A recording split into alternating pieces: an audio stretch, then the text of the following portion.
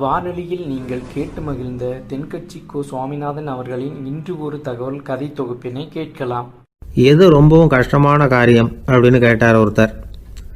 ஒருத்தருக்கு ஒருத்தர் சண்டை போடாமல் இருக்கிறது தான் ரொம்ப கஷ்டமான காரியம் அப்படின்னு தோணுது. ஒரு நாட்டுக்கும் இன்னொரு நாட்டுக்கும் சண்டை, நாட்டுக்குள்ளேயே ஒரு குரூப்புக்கும் இன்னொரு குரூப்புக்கும் சண்டை. ஏன் சண்டை போட்டுக்கிறீங்கன்னு கேட்டு பாருங்கள். நாங்கள் சமாதானத்துக்காக தான் சண்டை போட்டுக்கிறோம் அப்படிம்பாங்க. வாழறதுக்காக பிறந்த மனுஷன் லட்சியத்துக்காக உயிரை விட தயார் அப்படின்னு சொல்லிகிட்டு இருப்பான். அப்படி உயிரை விடுறவங்கள நாமளும் பாராட்டுவோம். ஆனால் ஒன்றும் இல்லாத விஷயங்களுக்கெல்லாம் சண்டை போடுறவங்களெல்லாம் அப்படிப்பட்டவங்களையும் சரி உயிரை விடுறவங்களையும் சரி என்னென்னு சொல்கிறது, யுத்தங்களாலேயும் சண்டைகளாலேயும் நாம் அடையிறது என்னங்கிறது ஒரு பக்கம் இருக்கட்டும், இழக்கிறது என்ன தெரியுமா? ஏராளமான உயிர்கள். ரத்தம் சிந்துறதுக்கு நான் தயார் அப்படின்னு மார்தட்டி சொல்லலாம். ஆனால் ரத்தம் சிந்தினா உயிர் காத்துக்கிட்டு இருக்க தயார் இல்லை.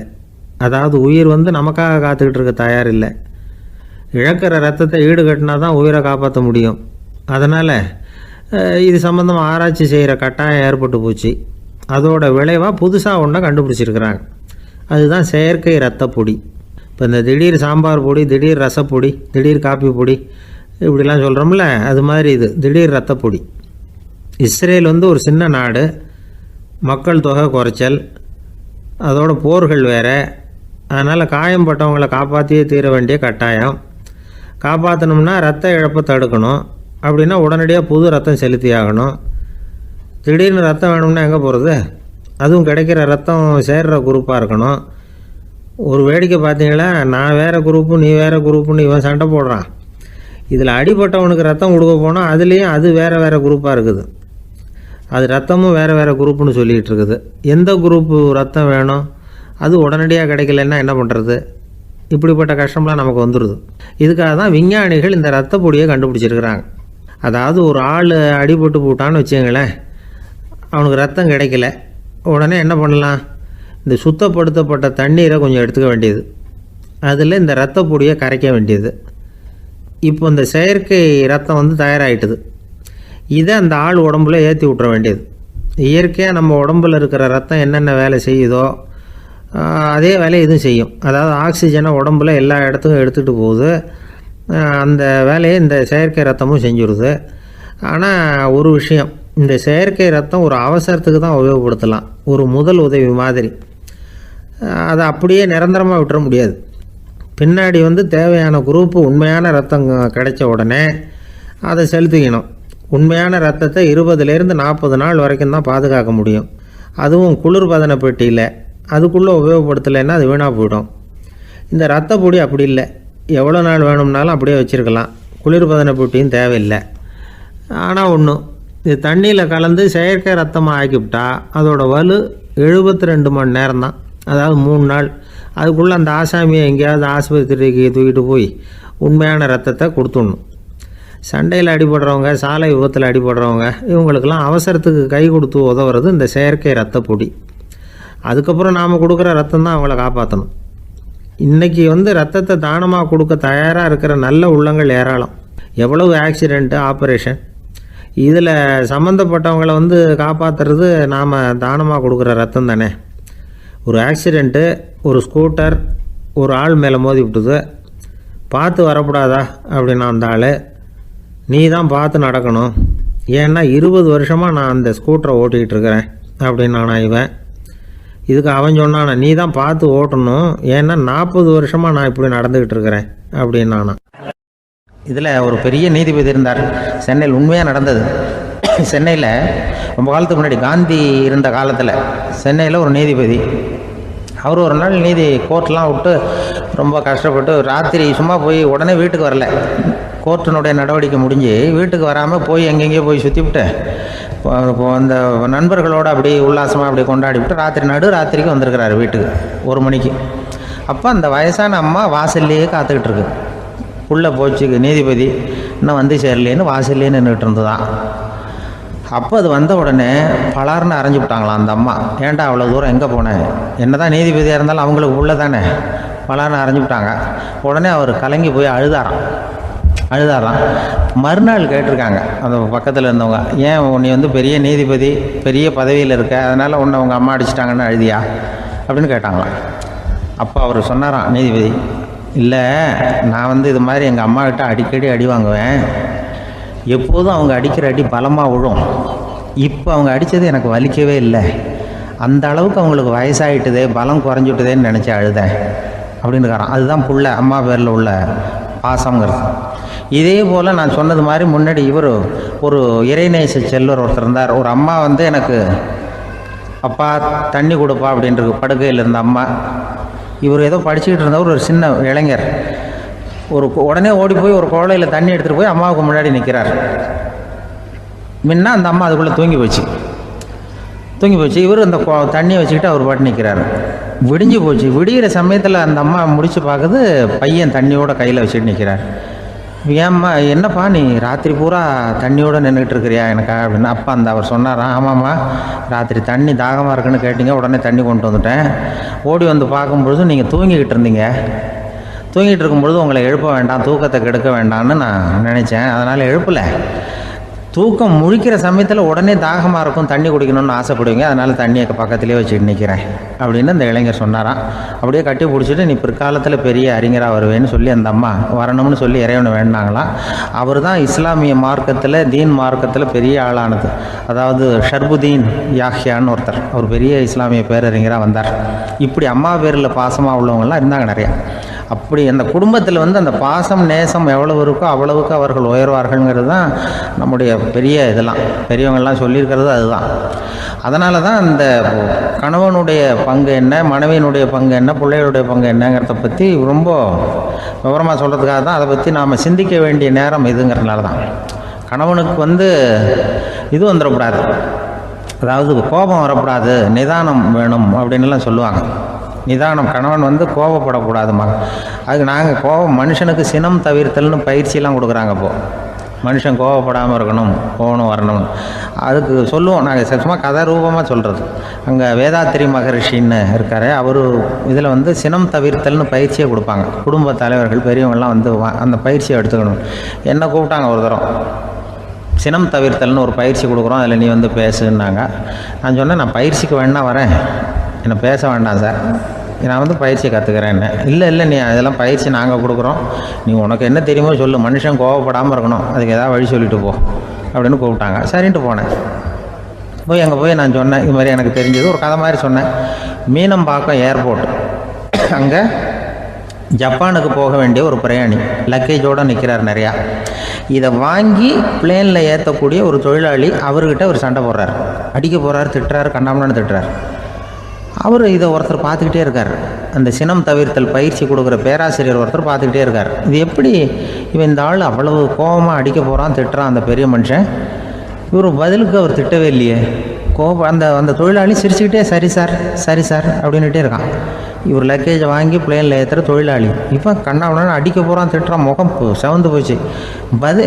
இவருக்கு என்ன ஆச்சரியம்னா, இந்த ஆள் இவ்வளவு கோவப்படுறான், அதை வாங்கி அந்த தொழிலாளி கொஞ்சம் கூட முகத்தில் கோபமே படலையே, சிரித்த முகத்தோடு இருக்கானே, இவன் வந்து நமக்கு பயிற்சி வகுப்பு எடுக்கலாம் போல இருக்க அப்படின்னு இவர் நினச்சிட்டார். ரொம்ப நேரம் அவர் கத்திக்கிட்டு இருந்தார். சரி சார்ன்ட்டு அதை வாங்கிட்டு அவர் போயிட்டார். போனதுக்கப்புறம் அவர் இந்த ஆள் அப்புறம் பிளேன் வந்தது, ஏறி அவர் போயிட்டார், ஜப்பானுக்கு போயிட்டார். அதுக்கப்புறம் இந்த சினம் தவிர்த்தல் பேராசிரியர் ஓடி போய் அந்த தொழிலாளியை பிடிச்சி கொண்டு வந்தார். இந்த பாருப்பா, நான் வந்து காலையிலேருந்து பார்த்துக்கிட்டு இருக்கேன், அந்த ஆள் உன்னை அடிக்க வந்தான், திட்ட வந்தான், இவ்வளவு கோவப்படுறான், உனக்கு பதிலுக்கு நீ கோவமே படலையே, உனக்கு கோவமே வராதா, அது எப்படி நீ சினம் தவிர்க்கிறது, எப்படி உனக்கு கோவமே வரலையா அப்படின்னு கேட்டிருக்கார். அப்போ அந்த தொழிலாளி சொன்னாரா, அப்படி இல்லை சார், மனுஷன்னு பிறந்தால் கோவம் படாமல் இருக்க முடியாது, எல்லாருக்கும் கோவம் வரும், அது அவங்கவுங்க வழியில் டீல் பண்ணுவாங்க, நான் அதை என் வழியில் டீல் பண்ணேன், அவ்வளோதான். அப்போ அவர் திட்டும்பொழுது உனக்கு கோபம் வந்தது தானே? வந்தது சார். அப்போ அது எப்படி டீல் பண்ணேன்னு கேட்டிருக்காரு. அப்போ இவன் சொன்னான், நான் ஒன்றும் இல்லை சார், அந்த பிரயாணி வந்து இப்போ ஜப்பானுக்கு போயிட்டுருக்கார், அவர் லக்கேஜெலாம் அமெரிக்கா போயிட்டுருக்கு,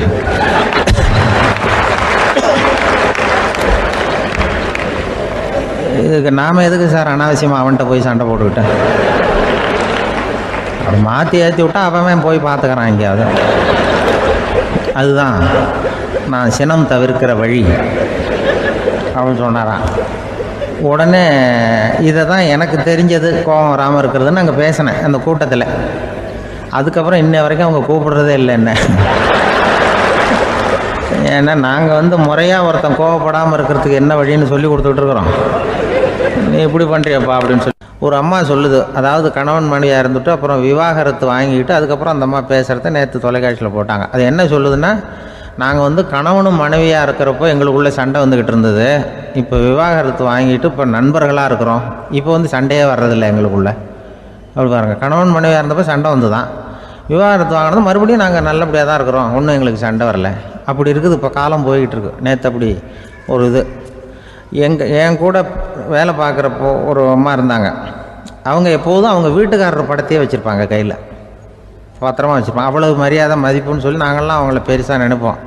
இது எதுக்குமா அவங்க வீட்டுக்காரர் படத்தை பத்திரமா இல்லை கையிலேயே வச்சுருக்கீங்களே, ஆஃபீஸுக்கெல்லாம் எடுத்துகிட்டு வச்சு அடிக்கடி எடுத்து பார்த்துக்குவாங்க. அவ்வளவு பிரியமாக அவங்க வீட்டுக்காரர் இல்லை. ஆமாம், எனக்கு ஏதாவது பிரச்சனை வந்துவிடுதுன்னா உடனே எங்கள் வீட்டுக்காரர் படத்தை எடுத்து பார்ப்பேன். பரவாயில்லையே இப்படி ஒரு இதாக. ஆமாம், இதை பார்த்துட்டு நினச்சிக்குவேன், இதை விட பிரச்சனை வேறு என்ன இருந்துட போகுது உலகத்தில் நினச்சிக்குவேன். உடனே எனக்கு எல்லாம் போயிடும் அப்படின்ட்டு தான். அப்படி ஒரு அம்மா இருந்தாங்க, இப்போவும் இருக்காங்க, வேலை பார்த்துக்கிட்டு இருக்காங்க. அப்படிலாம் நீங்கள் இருக்கிற தாய்மார்கள் பெண்கள் யாராவது அப்படி கூட பண்ணலாம். எப்போதுமே உங்கள் வீட்டுக்காரர் படத்தை கையில் வச்சுக்கோங்க. அது ஒரு யோசனை, குடும்பம் குதூகலமாக இருக்கிறதுக்கு அது ஒரு யோசனை. அதே மாதிரி இவங்களும் அவங்க படத்தை வச்சுக்கலாம், வச்சுக்கிட்டு பிரச்சனை வரும்பொழுது பார்த்துக்கணும். இதை விட நமக்கு என்ன வந்துட போகுது பெருசாக அப்படி தான் இருக்கணும். குடும்பம் நல்லபடியாக இருக்கணும்னா அதுக்கு இப்போ சொல்லுவாங்க, கடவுளே ஒரு வீட்டு கணவன் வீட்டு தலைவர் கனவுல வந்தாராம். கடவுள் இது மாதிரி உன்னை விட்டுட்டு உங்கள் குடும்பத்தை உன்னையெல்லாம் விட்டுட்டு போக போகிறேன்னா, அதனால் ஏதாவது வர வேணும்னா கேட்டு போய் வாங்கிக்கோ அப்படின்னு கடவுள் சொன்னாராம் இந்த குடும்ப தலைவர்கிட்ட. அவருக்கு என்ன கேட்குறதுன்னு புரியல. கடவுள் விட்டுட்டு போகிறேங்கிறாரு, ஏதாவது வரம் கேட்டுக்கோ அப்படின்னு. நம்ம என்ன பண்ணுறது, என்ன கேட்குறதுன்னு ஒன்றும் புரியல, குழம்பிக்கிட்டு இருந்தான் அந்த ஆள் கனவுல. இப்போ கடவுள் சொன்னாராம், சரி நீ ரொம்ப குழப்பமாக இருக்க, நாளைக்கு மறுபடியும் உன் கனவுல வரேன், அதுக்குள்ளே நீ முடிவு பண்ணி வை, உனக்கு என்ன வரம் வேணுமோ கேட்டு வாங்கிக்கோ, உனக்கு வரம் கொடுத்துட்டு நான் போயிடுறேன், உன்னை விட்டுட்டு போகிறதா நான் முடிவு பண்ணிட்டேன் அப்படின்ட்டுருக்காரு கடவுள். சரி ஒரு நாள் அவகாசம் கொடுங்க, நாளைக்கு நான் அதுக்குள்ளே முடிவு பண்ணி வைக்கிறேன்ட்டு அவர் வந்தார். மறுநாள் முழிச்சுக்கிட்டு மனைவி மகன் மக்கள் எல்லோரையும் கூப்பிட்டார், குடும்பத்தில் எல்லாரையும். அப்படி வாங்க, இது மாதிரி நேற்று கனவுல வந்தார் கடவுள், நம்மளை விட்டுட்டு போக போகிறாராம், என்ன வரம் வேணும்னு கேட்டு வாங்கிங்கோ அப்படின்னு போய் சொல்லிட்டார். என்ன கேட்குறதுன்னா அப்படின்னு அந்த கணவன் கேட்குறான். இந்த மனைவி சொல்கிறாங்க, என் உடம்பு பூரா நகையாக இருக்கணும் அப்படின்னு கேள் அப்படின்ட்டுருக்கு. அதுக்குள்ளே அந்த ஒரு பொண்ணு ஓடி அப்படிலாம் கேட்காதப்பா கடவுள்கிட்ட, இப்போ இருக்கிற சொத்து எவ்வளோ இருக்கோ அதுபோல் இன்னொரு பங்கு வேணும்னு கேள் அப்படின்னு. அந்த பையன் அவன் வேறு சொன்னான், அவன் அது நமக்கு இது போல் ஒரு 10 பங்காவது வேணும், 2 பங்களா கார் வேணும் அப்படின்னு அவன் ஒரு லிஸ்ட்டை கொடுத்தான். இவர் என்ன கேட்குறதுன்னு முடிவு பண்ணுறதுக்குள்ள அங்கே வேலை செய்கிற அம்மா, ஒரு வயசான அம்மா வந்திருக்கு, வேலை செய்கிற அம்மா. அது சொல்லிச்சான் இவர்கிட்ட, தப்பாரு கடவுள்கிட்ட அப்படிலாம் கேட்காதப்பா, நாளைக்கு வரும்பொழுது என்ன வர வேணும்னா எங்கள் குடும்பத்தில் எல்லாரும் அன்பாக இருக்கணும் பாசமாக இருக்கணும்னு கேட்டு வாங்கிக்கோ, வரத்தை அன்பு பாசம் குடும்பத்தில் எப்போதும் நிலவணும்னு கேட்டு வாங்கிக்கோ, வேறு எல்லாம் நம்ம பார்த்துக்கலான்னு இந்த பெரியம்மா சொல்லித்தான். மறுநாள் அதே மாதிரி படுத்து தூங்கினார். கடவுள் கனவுல வந்தார். கேட்கும்பொழுது இவர் சொன்னாராம், ஐயா எனக்கு எங்கள் குடும்பத்தில் நாங்கள் கணவன் மனைவி புள்ள குட்டி எல்லாம் பாசமாக இருக்கணும் அன்பாக இருக்கணும், இதுதான் எங்களுக்கு வர வேணும் அப்படின்னு கேட்டாராம். இவர் கேட்டதும் கடவுள் தலையை சொரிய ஆரம்பிச்சிட்டாராம். ஏன் என்ன யோசிக்கிறீங்கன்னு கேட்டிருக்காரு. நீங்கள் அன்பாக பிரியமாக இருந்தீங்கன்னா அப்புறம் ஏன் நான் உங்களை விட்டுட்டு போக போகிறேன், நான் ஏற்கனவே இல்லைங்கிறதுனால தான் உங்களை விட்டு போகலாம்னு முடிவு பண்ணியிருந்தேன். இப்போ நீங்கள் ஏற்கனவே பாசமாக இருந்தீங்கன்னா நான் இனிமேல் போக மாட்டேன், அதனால் ஏன் முடிவும் மாற்றிக்க வேண்டியது தான், உங்கள் கூட தான் இருக்க போகிறேன்னாராம். இப்படி ஒரு கதை சொல்லுவாங்க. அதனால் ஒரு குடும்பத்தில் அந்தந்த உறவு முறைகள் சரியாக இருக்கிற வரைக்கும் எல்லாம் நல்லாயிருக்கும். அங்கே தான் இறைவன் வாழும் இல்லம்ங்கிறாங்களே, அதுதான் அதில் அந்த குடும்ப தலைவருங்கிறவர் கணவன் அப்படிங்கிறதுனால அவருக்கு தான் பொறுப்பு. அவருக்கு நிறைய சகிப்புத்தன்மை வேணும், கோபம் வரக்கூடாது, யார் என்ன சொன்னாலும் போகணும். சில கணவன்மார்கள் எது சொன்னாலும் மனைவி தட்டுறதில்லை, அங்கே போனால் போவாங்க, எதுக்கு போக சொல்கிறேன்னு கேட்குறதில்ல, போகிறது, இங்கே வான்னா வர்றது. திருவள்ளூர் மனைவி இருந்தாருன்னு சொல்கிறாங்கல்ல, அது மாதிரி. அது எப்படின்னா ஒருத்தர் சொன்னார், அது அப்படி இல்லை, அதுக்கு ஒரு கதை சொன்னார். ஹிட்லர் வந்தாராம் ஒரு தடவை, ஒரு பெரிய கப்பல் மேலே, கப்பலுடைய மேல் தளத்தில் ஹிட்லர் வந்துக்கிட்டு இருக்கார். ஒரு இங்கிலீஷ் கேப்டன் எதிரில் நிற்கிறான். அவனுக்கு பெரிய ஆச்சரியம், இந்த ஆள் எப்படி இப்படி ஒரு தனி மனிதனாக இருந்துக்கிட்டு உலகத்தையே இப்படி இந்த பாடுபடுத்துகிறார் அப்படின்னு சொல்லி, உன்னுடைய வெற்றிக்கு என்ன காரணம்னு கேட்டாரான் அந்த இங்கிலீஷ் கேப்டன். இப்போ ஹிட்லர் சொன்னாராம், என்னுடைய வெற்றிக்கு காரணம் என்கிட்ட வேலை செய்கிற ஊழியர்கள். நான் கிழிச்ச கோட்டை தாண்ட மாட்டாங்க, நான் என்ன சொல்கிறேனோ அதை உடனே செய்வாங்க, ஏன் எதுக்குன்னு எதிர்த்து பேச மாட்டாங்க, அதுதான் என்னுடைய வெற்றிக்கு காரணம் அப்படின்னு சொல்லி அதை நிரூபித்து காட்டுறேன் பார் அப்படின்னு சொல்லி கையை தட்டினாராம் ஹிட்லர். உடனே ஒரு சிப்பாய் எங்கேருந்து வந்து லெஃப்ட் ரைட் போட்டு வந்து சல்யூட் பண்ணி நின்னான். உடனே ஹிட்லர் சொன்னார், நீ அப்படியே இந்த கப்பல் மேல் தளத்துலேருந்து அப்படி கடலில் விழுந்து செத்து போடா அப்படின்னு பொத்துன்னு குதிச்சுட்டான். எதுக்கு சொல்கிறேன் என்ன இதில், உடனே குதிச்சு செத்து போட்டான். இவருக்கு பெரிய ஆச்சரியம் கேப்டனுக்கு. ஹிட்லர் சொன்னார், இதுதான் என்னுடைய வெற்றிக்கு காரணம், தப்பார் இன்னொருத்தனை கூப்பிட்றேன் அப்படின்னு தட்டினா இந்த பக்கத்துலேருந்து ஒருத்தன் வந்தான், லெஃப்ட் ரைட் வந்து நின்னா, நீ இப்படி குதிச்சு செத்து போடா அப்படின்னு பொத்துன்னு குதிச்சுட்டான். எதுக்கு போக சொல்கிறீங்கன்னு ஒன்றுமே கேட்கல, குதினா உடனே குதிச்சுட்டான். அப்போ ஹிட்லர் சொன்னார், இதே மாதிரி என்னுடைய ஒவ்வொரு ஊழியர்களும் இருக்கிறாங்க, நானும் ஊழியர்களை இழக்கிறதுக்கு தயாராக இல்லை, தப்பாருக்கு தயாராக இருப்பேன் எப்போதும், தப்பார் இன்னொருத்தரம் தட்டுறேன்னு இன்னொருத்தர் வந்தார். எதிர்த்தாப்புலேருந்து ஒருத்தன் லெஃப்ட் ரைட் சல்யூட் அடித்தான். நீயும் குதிச்சு செத்து போடான்ருக்கார் ஹிட்லர். இவனால் பொறுக்க முடியல, இந்த இங்கிலீஷ் கேப்டன் அனாவசியமாக ஒவ்வொருத்தனாக குதிச்சுட்றானேன்னு சொல்லி ஓடி போய் அவனை குதிச்சிட்டான். குதிக்கிறதுக்கு முன்னாடி பிடிச்சி தனியாக எழுத்துட்டு போட்டான். தனியாக எழுத்துட்டு போய் அந்த சிப்பாய்கிட்ட கேட்டாரான் அந்த இங்கிலீஷ் கேப்டன், ஏன்ப்பா அந்த ஆள் குதிக்க சொல்கிறான்னா நீ ஏன் எதுக்குன்னு கேட்கறது இல்லையா, உடனே குதித்து செத்து போகிறீங்களே, இதெல்லாம் என்ன அநியாயம் அப்படின்ட்டுருக்கான் அந்த இங்கிலீஷ் கேப்டன் கையை பிடிச்சிக்கிட்டு. உடனே அந்த சிப்பாய்க்கு கோவம் வந்துட்டு தான், உடையா கையை, இவன்ட்ட வேலை பார்க்குறத விட உழுந்து செத்து போகலான்னு நான் குதிக்கிறான், என்ன அனாவசியமாக எதுக்கே இருக்க சொல்கிறேன் அப்படின்னு சொல்லி குதிச்சுட்டானா. அதனால் இந்த உடனே சொல்கிறத செய்கிறாங்க பாருங்கள், அவங்கள நம்பக்கூடாது. கணவன்மார்களுக்கு ஒரு எச்சரிக்கை, சொல்கிறத உடனே செஞ்சுருவாங்க மனைவி, நீ அங்கே போனால் போங்க வரணும் அது ஹிட்லர் மாதிரி நினைக்கிறாங்கன்னு அர்த்தம்.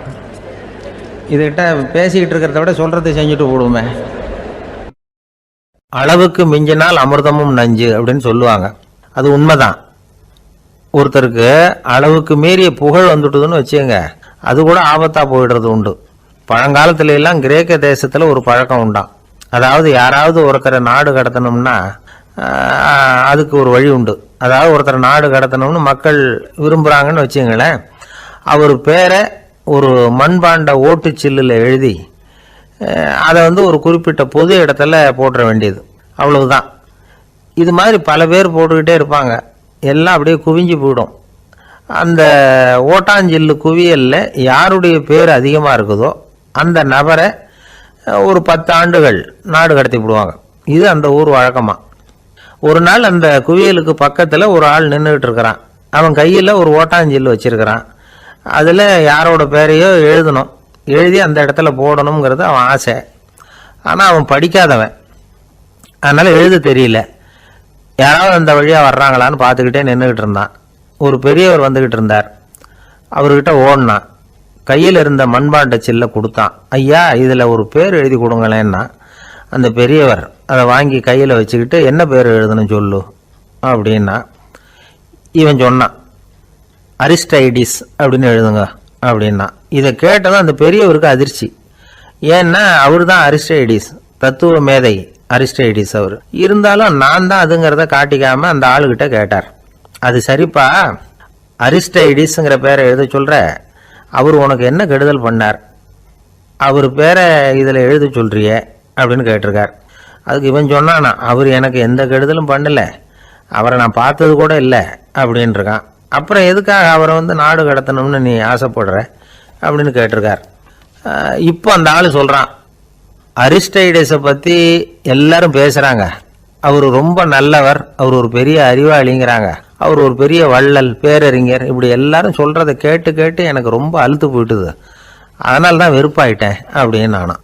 இதிலேருந்து என்ன தெரியுது, நாம் நல்லவனாக இருக்கிறதுல ஒன்றும் இடைஞ்சல் இல்லை. ஆனால் நம்மளை நல்லவன் எல்லாரும் சொல்ல ஆரம்பிச்சிட்டாங்கன்னு வச்சுக்கோங்க, அப்போ இடைஞ்சல் ஆரம்பம்னு அர்த்தம். எதுவுமே அளவுக்கு மிஞ்சி போகாமல் பார்த்துக்க வேண்டியது ரொம்ப அவசியம். அளவுக்கு அதிகமாக ஆசைப்படாதவங்களில் ஆப்ரஹாம் லிங்கனும் ஒருத்தரான். அவர் ஒரு தடவை தன்னுடைய நண்பர்கள்கிட்ட பேசிக்கிட்டு இருந்தாராம். ஒருத்தர் கேட்டிருக்கார், ஒரு மனுஷனுக்கு கால்கள் எவ்வளோ உயரம் இருக்கணும் அப்படின்னு கேட்டாராம். இதுக்கு ஆப்ரஹாம் லிங்கன் சொன்னாராம், அது என்ன இடுப்புலேருந்து தரையை தொடுற அளவுக்கு உயரம் இருந்தால் போதும் அப்படின்னாராம். அந்த மரத்தின் உச்சியில் ஒரு பறவை கூடு, ஏதோ ஒரு பறவை கூடு கட்டியிருந்தது. அது என்ன பறவைன்னா ராஜாளி. ஒரு குரங்கு அந்த மரத்து கிளையில தாவி தாவி குதிச்சுக்கிட்டு இருந்தது. அப்போ இந்த கூட்டில் இருந்த முட்டை அது கண்ணில் போட்டுவிட்டுது. அதுக்கப்புறம் அது சும்மா இருக்குமா, விளையாட்டா ஒரு முட்டையை எடுத்தது, மரத்தை விட்டு கீழே இறங்குச்சு. கீழே ஒரு குப்பை மேட்டில் ஒரு கோழி சில முட்டைகளை அது பாட்டுக்கு இட்டு வச்சிருந்தது. குரங்கு தன் கையில் இருந்த ராஜாளி பறவையோட முட்டையை அந்த கோழி முட்டைகளோட சேர்த்து போட்டுட்டு போயிட்டுது. கோழி வந்தது, பார்த்தது, அதுக்கு ஒன்றும் வித்தியாசம் புரியல. தன்னுடைய முட்டைகளோட சேர்த்து அந்த ராஜாளி முட்டையையும் சேர்த்து அடைகாத்துது. கொஞ்ச நாள்ல குஞ்சுகள்லாம் பொரிச்சுது, எல்லாம் முட்டையை விட்டு வெளியில வந்தது. ராஜாளி பறவையோட குஞ்சு அந்த கோழி குஞ்சுகளோடவே சேர்ந்து வளர்ந்தது. மற்ற கோழி குஞ்சுகள் போலவே இதுவும் குப்பையை கிளறிச்சு புழு பூச்சிகளை சாப்பிட்டுது. காக்கைகள் தாக்கிறதுக்கு வந்ததுன்னா மற்ற கோழி குஞ்சுகள் மாதிரியே இதுவும் பயந்து போய் தாய் கோழியின் சிறகுகளுக்கு உள்ள வந்து ஒளிஞ்சுக்கும். இப்படியே கொஞ்ச காலம் போச்சு. குஞ்சுகள்லாம் வளர்ந்து பெருசாயிட்டுது. சிலது சேவல்களாச்சு, சிலது கோழிகளாச்சு. அந்த ஒன்று மட்டும் ராஜாளி ஆச்சு. ஆனால் ஒரு விஷயம், தான் ஒரு ராஜாளிங்கிறது அந்த பறவைக்கு தெரியாது. தன்னையும் ஒரு கோழின்னே அது நினச்சிக்கிட்டு இருக்கு. அப்படி நினச்சிக்கிட்டு குப்பை மேட்டை கிளறிக்கிட்டு இருக்கு. ஒரு நாள் சாயந்தர நேரம் இந்த ராஜாளி பறவை கீழே அது பாட்டுக்கு வழக்கம் போல குப்பையை கிளறிக்கிட்டு இருக்குது. அப்போ அண்ணாந்து பார்க்குது. வானத்தில் உயரத்தில் கூட்டமாக ராஜாளி பறவைகள் உல்லாசமாக வட்டம் அடித்து பறந்துக்கிட்டு இருக்கு. அதை இது பார்க்குது. இதுக்கு மனசுக்குள்ளே ஏக்கமாக போச்சான். அப்போது இதுக்கு ஆண்டவன் பேரில் கோபம் வந்துதான். ஆண்டவனுக்கு என் பேரில் ஏன் இந்த ஓர வஞ்சனை? என்னையும் ஒரு ராஜாளியாக படைச்சிருந்தா நானும் கூட இந்நேரம் ஆகாயத்தில் உல்லாசமாக பறந்துக்கிட்டு இருப்பேனே அப்படின்னு நினச்சி வருத்தப்பட்டுதான். இது வேடிக்கையாக இருக்குல்ல? ஒரு வகையில் பார்த்தா நாம் கூட இந்த ராஜாளி பறவை மாதிரி தான் வாழ்ந்துக்கிட்டு இருக்கோம் அப்படிங்கிறார் ஒரு உளவியல் நிபுணர். நம்மால் எவ்வளவு வேலை செய்ய முடியும் அப்படின்னு நாம் நினச்சிக்கிட்டு இருக்கிறோமோ அதை விட பல மடங்கு நம்மால் வேலை செய்ய முடியுமா? பல மடங்கு வேகமாகவும் வேலை செய்ய முடியும் அப்படிங்கிறார் அவர். நம்முடைய முழுமையான பலம் என்னங்கிறது நமக்கே தெரியறதில்ல. அதுதான் கஷ்டம். நம்முடைய பலம் தெரியாததுனால தான் நாம் எதுக்கு எடுத்தாலும் பயந்துக்கிட்டு இருக்கிறோம். ஒரு ஆள் இருந்தான். அவனுக்கு எப்படின்னா கோழியை கண்டா பயப்படுவான். ஏன் கோழியை கண்டா பயம்னா, அவனுக்கு மனசுக்குள்ள தான் ஒரு புழுன்னு நினைப்பு. தன்னை ஒரு புழுவாக நினைக்கும் பொழுது, புழுன்னா கோழி வந்து கொத்தும்ல, அதனால கோழியை கண்டு பயப்பட ஆரம்பிச்சிட்டான். இவன் நடுங்கிடுவான். எதிரில் கோழி வந்ததுன்னா உடம்பு பூரா நடுங்க ஆரம்பிச்சிடும். வீட்டில் இருக்கிறவங்க பார்த்தாங்க. இவனை அழைச்சிட்டு போய் ஒரு மனநோய் மருத்துவமனையில் சேர்த்துட்டாங்க. அங்கே உள்ள டாக்டர் இவருக்கு சிகிச்சையெல்லாம் கொடுத்தார். ஒரு வாரம் இவனை தங்க வச்சு வேண்டிய சிகிச்சையெல்லாம் கொடுத்து மன ரீதியாக அவனை மாற்றி, சரி இனிமேல் நீ வீட்டுக்கு போகலாம்னு சொல்லி அனுப்பி வச்சார். வீட்டுக்கு புறப்பட்டான். அப்போ சொன்னார், இதை பாருப்பா, நீ வீட்டுக்கு போகலாம், நேராக வீட்டுக்கு போ, நல்லா ஞாபகம் வச்சுக்கோ, இனிமே வந்து நீ ஒரு புழு கிடையாது, மனுஷன், தைரியமாக புறப்படு, போயிட்டு வா அப்படின்னு சொல்லி வழி அனுப்பி வச்சார். சரிங்க டாக்டர்னு சொல்லிவிட்டு இவன் புறப்பட்டு போனான். பாதி வழி போயிருப்பான். லேசாக நிமிர்ந்து பார்க்குறான். எதிரில் ஒரு கோழி வந்துக்கிட்டு இருக்கு. அது பாட்டுக்கு சாதாரணமாக நடந்து வந்துக்கிட்டு இருந்தது. அவ்வளவுதான். இவன் உடம்பு கிடுகிடுன்னு ஆட ஆரம்பிச்சுட்டுது. திரும்பி ஓடி வந்துட்டான். டாக்டர் கேட்டார், ஏன்ப்பா திரும்பி ஓடி வந்துட்டேன்னு. பாதி தூரம் போயிட்டேன் டாக்டர், எதிரில் ஒரு கோழி வந்துக்கிட்டு இருக்குது, அதான் பயமாக இருந்தது, வந்துட்டேன்னா. டாக்டருக்கு ஒரு மாதிரி ஆகிடுது. அவர் சொன்னார், இதை பாருப்பா, நான் தான் சொன்னேனே, நீ ஒரு புழு இல்லை, மனுஷன். இனிமே நீ புழு கிடையாது, நீ ஒரு மனுஷன். நீ ஒரு புழு இல்லைங்கிறது இன்னமும் உனக்கு புரியலையா அப்படின்னார் டாக்டர். நான் புழு இல்லைங்கிறது எனக்கு தெரிஞ்சுட்டுது டாக்டர், இது அந்த கோழிக்கு தெரியுமான்னு தெரியலையே அப்படின்னா. இவெல்லாம் எந்த காலத்தில் மாறுறது? அதனால் வாழ்க்கையில் வெற்றி பெறணும் அப்படின்னு நினைக்கிறவங்க யாராக இருந்தாலும் தன்னுடைய பலம் என்ன அப்படிங்கிறத முதல்ல புரிஞ்சுக்கணும். தன்னுடைய சக்தியை புரிஞ்சுக்கிட்டவன் வெற்றி பெறுவது நிச்சயம். வயிறு பசிக்குதேங்கிறது சிலரோட கவலை, வயிறு பசிக்க மாட்டேங்குதே அப்படிங்கிறது சில பேரோட கவலை. ரெண்டு விதமான கவலைக்கும் வயிறு தான் காரணமாக இருக்குது. வயிறு பசிச்சதுன்னா அது இயற்கை, வயிறு பசிக்கலைன்னா அது வியாதி. ஆனால் பசியையும் நாம் பசிப்பிணி அப்படின்னு தான் சொல்லுவோம். என்ன காரணம்? வியாதியை போக்க வேண்டியது எவ்வளவு முக்கியமோ அதை விட முக்கியம் பசியை போக்க வேண்டியது. ஒரு சமுதாயத்தில் பசிப்பிணியே இருக்கக்கூடாது, அதுதான் நல்ல சமுதாயம். பசியை போக்கணும்னா சாப்பாடு போடணும், பசியின்மையை போக்கணும்னா வைத்தியம்தான் பண்ணணும். இது சம்பந்தமாக எவ்வளவோ ஆராய்ச்சிகள் நடக்குது, நிறைய மருந்து கண்டுபிடிச்சிருக்கிறாங்க. நம்ம உடம்புல பசியை தூண்டக்கூடிய பகுதி எது, இதை முதல்ல தெரிஞ்சுக்கணும் இல்லையா? நாம் சாப்பிட்ற ஆகாரம் செரிக்கிறதுக்கு எது காரணம் தெரியுமா? நம்ம மூளையோட பின்பகுதி தான் அதுக்கு காரணமாக இருக்குதாம்.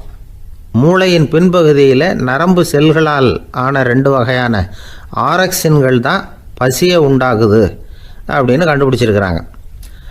2 ஆய்வாளர்கள் இதை கண்டுபிடிச்சிருக்காங்க.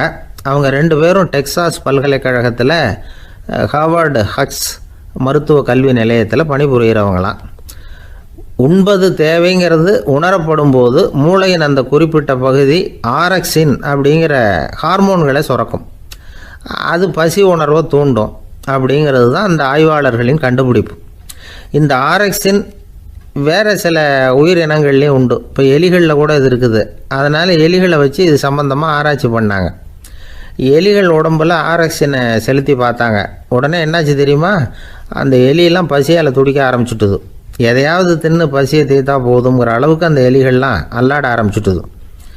இயல்பாக சாதாரணமாக அந்த எலிகள் எவ்வளவு சாப்பிடுமோ அது மாதிரி 8 முதல் 10 மடங்கு அதிகமான ஆகாரத்தை 1 மணி நேரத்துக்குள்ளே சாப்பிட்டு தீர்த்துட்டு தான். சில எலிகளின் மூளையில் இந்த ஆரக்சின் அளவை கட்டுப்படுத்தி பார்த்துருக்குறாங்க. உடனே என்னாச்சு தெரியுமா? அதெல்லாம் சாப்பாட்டை கண்டா முகத்தை திருப்பிட்டு போக ஆரம்பிச்சுட்டு தான். அந்த எலிகளுக்கு பசி எடுக்கலையா. இந்த ஆராய்ச்சியின் அடிப்படையில் பசியை எடுக்காமல் இருக்கிற மனிதர்களுக்கும் பசியை தூண்ட முடியும் அப்படின்னு சொல்லி ஆராய்ச்சியாளர்கள் தெரிவிச்சிருக்கிறாங்க. ஆக ஆரக்சின் தான் பசிக்கு காரணம்ங்கிறது தெரிஞ்சு போச்சு. சரி, இந்த ஆரக்சின் அப்படின்னா என்ன? அது ஒரு கிரேக்க சொல். அதுக்கு பசின்னு அர்த்தம். நம்ம ஆளுங்களுக்கெல்லாம் பசியை தூண்டுறதுக்கு மருந்து தேவையில்லை, பசியை குறைக்கிறதுக்கு தான் மருந்து தேவை. ஒரு அம்மா டாக்டரை தேடி வந்தாங்களாம். டாக்டர், எங்கள் வீட்டுக்காரருக்கு திடீர்னு அகோர பசி, நிறைய சமைச்சு போடுறேன், அவ்வளவையும் சாப்பிட்டுட்டு கீழே கிடக்கிற குப்பை கூலங்களையும் எடுத்து சாப்பிட ஆரம்பிச்சுட்றார், என்னன்னு கவனித்து பாருங்கள் அப்படின்னாங்களாம். எவ்வளோ நாளாக அப்படி இருக்குதுன்னு கேட்டிருக்காரு டாக்டர். 1 வாரமாக அப்படி இருக்குதுன்னாங்களாம். இவ்வளவு நாளாக ஏன் சும்மா இருந்தீங்க? ஆரம்பத்திலே இங்கே அழைச்சிட்டு வர வேண்டியது தானே அப்படின்னாரான் டாக்டர். அது ஒன்றும் இல்லை டாக்டர், வீடு பூரா சுத்தமாகட்டுமேன்னு பார்த்துக்கிட்டு இருந்தேன் அப்படின்னாங்களாம் அந்த அம்மா. ஒரு ஊரில் ஒரு சித்தர் இருந்தார், சூஃபி சித்தர். அவர் ஞானம் பெற்ற ஒரு சித்தர். ஒரு நாள் அந்த நாட்டு மன்னன் அவரை பார்க்கறதுக்காக வந்தான். என்ன வேணும் உனக்குன்னு கேட்டார். நான் கடவுளை பார்க்கணும், அதுக்கு நீங்கள் தான் உதவி பண்ணணும் அப்படின்னா அவன். சித்தர் கொஞ்சம் யோசனை பண்ணார். சரி, போயிட்டு நாளைக்கு வாடினார். அதே மாதிரி மன்னன் போயிட்டு அடுத்த நாள் வந்தான். இங்கே நீ என்னோட 1 வாரம் தங்கியிருக்க வேண்டியிருக்கும்னார்.